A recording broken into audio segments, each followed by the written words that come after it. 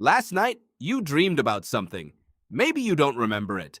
Your brain spent a third of your sleep building entire worlds, just for you to forget most of them by breakfast. That seems pointless, but it isn't, because the real answer to why you dream is far stranger than anything happening in the dream itself. You assume dreaming is a quiet, private glitch. Something modern, something personal, something that started with you. It didn't. Your ancestors dreamed too. Long before language had words for dream, before fire, before agriculture, the sleeping human brain was already doing this same strange work. And what it was building, night after night, for hundreds of thousands of years, was not random at all. Picture an early human lying on the ground 40,000 years ago. No walls, no locked door, just open dark and the sounds of a world that wanted to eat them. You'd think their sleeping brain would shut everything off to rest. Instead, it built simulations. Predators stalking from the tree line, a fall from a cliff edge, a confrontation with a stranger from another group. Over and over, the same handful of threats, replayed in slightly different forms.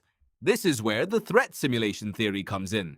Finnish cognitive neuroscientist Antti Revonsuo proposed that dreaming evolved as a kind of nighttime rehearsal space.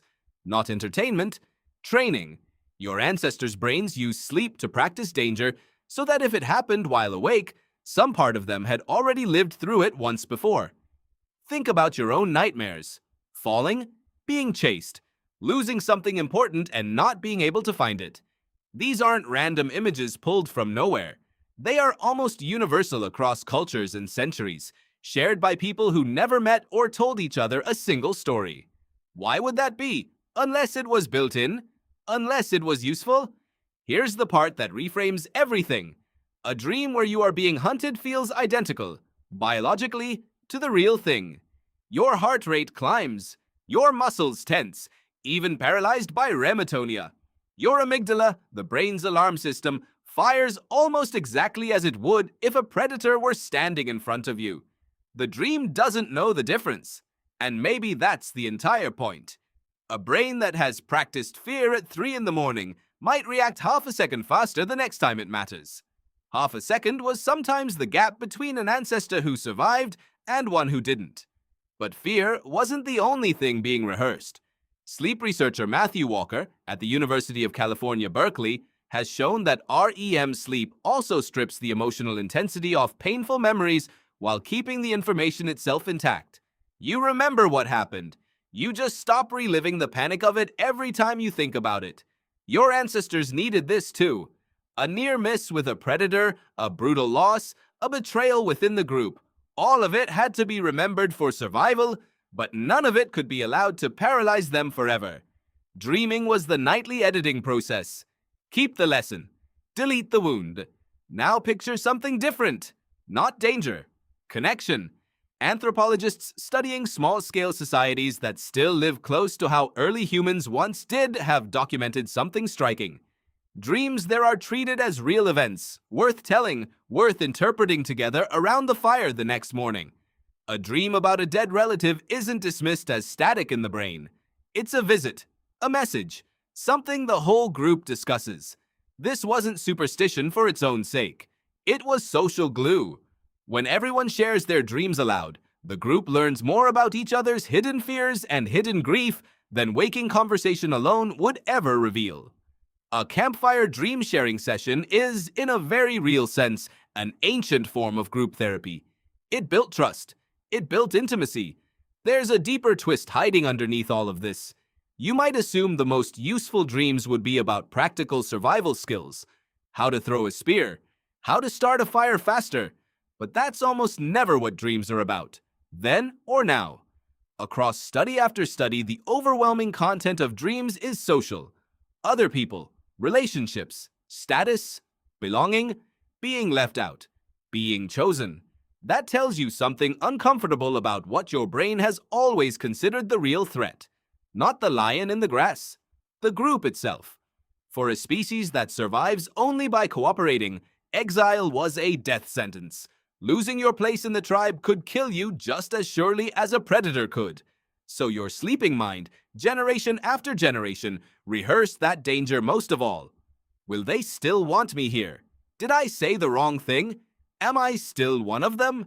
Sound familiar? It should. That anxious dream about showing up unprepared, about being judged, about being left behind by people who matter to you, isn't some modern neurosis invented by social media and overscheduled lives. It's an ancient alarm system still running on hardware built for a world of 40 people around a fire, now firing inside a world of 8 billion strangers. Here's where it gets stranger still. Cognitive scientist Deirdre Barrett has spent years documenting how dreams help solve problems the waking mind got stuck on. Artists, scientists, and ordinary people have reported that an unsolved problem from the day reappeared in a dream, transformed, and sometimes solved. Your ancestors likely experienced this too, long before anyone wrote it down. A hunter replaying a failed chase in his sleep, waking with a new idea about which direction to herd the animal next time. The line between rest and rehearsal was never as clean as we like to think. So what did ancient humans actually dream about? Not so differently from you. Being chased, falling, losing someone, standing in front of the group exposed and unprepared, reuniting with someone gone. The cast changes, a mammoth instead of a car crash, a rival hunter instead of a difficult coworker. But the architecture underneath, the fear of predators, the fear of exile, the need to process grief, the pull toward connection, has barely moved in tens of thousands of years. Your brain at night is still doing the same ancient job it has always done. Rehearsing danger you haven't met yet. Editing pain you've already survived. Worrying, quietly, about whether you still belong. You wake up, shake it off, call it just a dream, and walk into a day that has almost nothing in common with the open grassland your ancestors once slept on. But some part of you, the part that built those images while you slept, never got the memo that the world changed. So tonight, when you dream again, and you will, notice what shows up. Notice who's in it. Notice what you're afraid of losing. You might be tempted to think it means nothing, but the real answer is far stranger than that.